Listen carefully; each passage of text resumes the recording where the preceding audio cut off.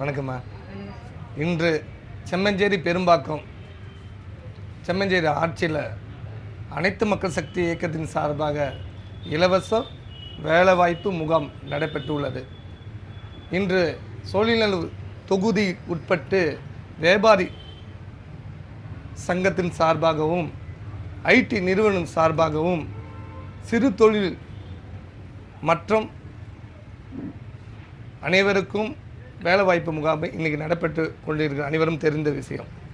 இப்போ நான் என்ன சொல்ல வரேன்னா, நமது பெரும்பாக்கம் 8 அடுக்கு குடியிருப்பில் பார்த்திங்கன்னா சென்னை மாநகராட்சியில் இருந்து அகற்றப்பட்ட மக்கள் இங்கே நிறைய பேர் வசிக்கிறாங்க. அது அனைவருக்கும் தெரிஞ்ச ஒரு விஷயம். அவர்களுக்கெல்லாம் வேலை வாய்ப்பு இல்லாமல் ரொம்ப அவதிப்படுற காலகட்டத்தில் இந்த அனைத்து மக்கள் சக்தி இயக்கம் என்ன ஒரு திட்டத்தை கொண்டு வந்ததுன்னா, ஒரு துணிக்கடையில் ஒரு பார்ட் டைமாக ஒரு வேலை செய்யலாம், மற்றும் ஒரு ஐடி கம்பெனி ஹவுஸ் கீப்பிங் வேலை, எலக்ட்ரிக்கல், ஏசி மெக்கானிக் மற்றும் பல வகையான படிப்புக்கேற்ற வேலையை உருவாக்கலாம்னு சொல்லி இந்த திட்டத்தை நாங்கள் கொண்டு வந்திருக்கோம். இது செம்மஞ்சேரி 2 அடுக்கில் இருக்க மக்களும், ஒரு மனிதனுக்கு வேலையை நம்ம ரெடி பண்ணி கொடுத்துட்டா அவனுக்கு சிந்தனை எப்படி இருக்குன்னா, தவறான பாதைகள் போக மாட்டான். ஒரு பட்டுக்கோட்டை கல்யாணம் சொல்லுவார், உழைக்கிற நோக்கம் உறுதியாகிவிட்டால் கெடுக்கிற நோக்கம் வராது. அது எண்ணங்கள் எப்படி இருக்குன்னா மேலும் கீழும் பொருளாது. ஒரு மனிதனை லட்சியத்தோடு உழைக்கணும்.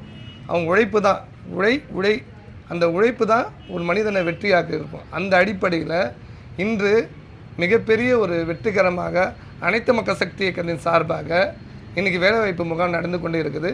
மற்றும் இந்த காவல்துறை நண்பர்களும் இன்று பல என்ஜிஓக்களும் எனக்கு உறுதுணையாக இருந்து இந்த 8 அடுக்கு குடியிருப்ப சங்கங்களோட தலைவர்கள் அவர்களுக்கும் இது ஒரு தாழ்மையான வேண்டுகோளை கேட்டுக்கொள்கிறேன்.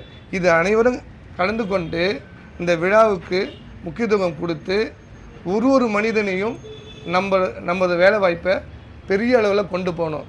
அப்போது இந்த பெரும்பாக்கம் செம்மஞ்சேரி அனைவருக்கும் வேலை கொடுத்துட்டா என்ன ஆகும்?